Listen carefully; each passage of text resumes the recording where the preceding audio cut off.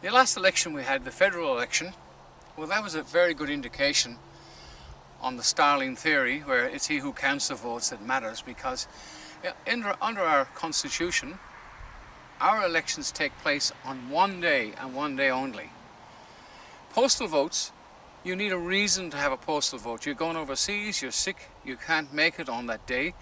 You send in your postal vote, and this you have to have a lawful, and I'll use the term legal excuse. That's how it is under our constitution, which of course these politicians have removed, these polypoxes have removed. The Act of 1986, they got rid of the Queen, yet they have royal commissions. That's just another story. But this upcoming election, and the one we just had, they had 6 days before it. Postal votes were encouraged. They sent them out hoping people would, because they don't have to count them. And until you mask-wearing mugs out there, or muzzle-wearing fools, realise that you don't have to do that. It's not even helping your health. Now let's go to the International Court of Justice in The Hague. Right at this present time, they're setting up a grand jury. Well, they've set it up, and they've got the top lawyers from around the world in there prosecuting these offences against these polypox politicians which are around the world. And the Labour Party in particular, and of course the Greens, have destroyed this country, and they're nothing more than Democrats linked to Joe Biden.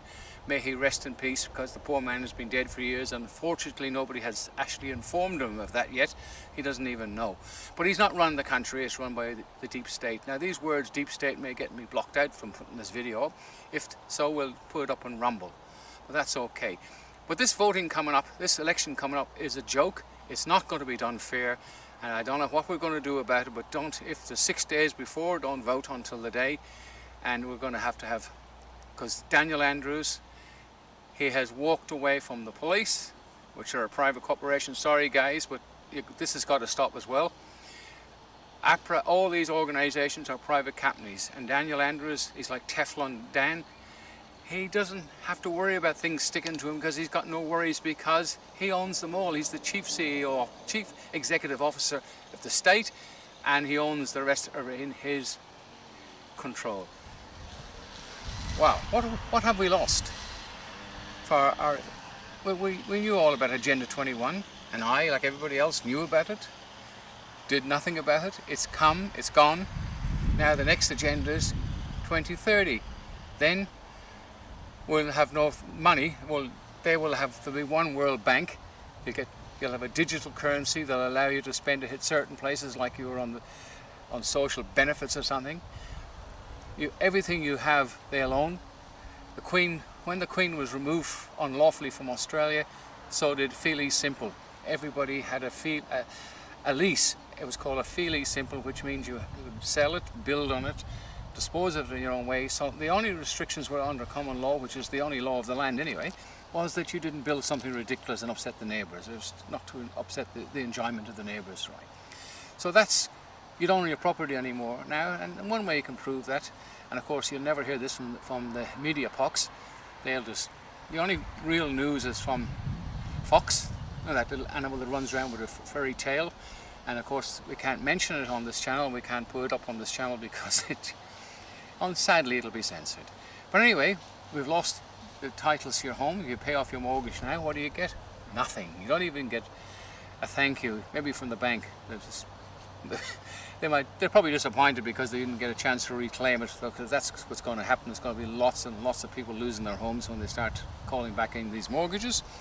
You have no land, you own nothing, and that's exactly why The Hague has set up a thing. It said it. The one world government wants you to be beholden to their God. They're a God as far as they're concerned. Don't ever mention our God, because that's really upsets them.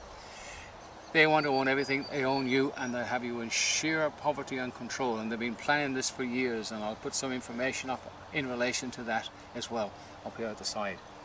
But if we continue the way we are, we're on the way to Agenda 30, where you own nothing. Your car is registered, by the way.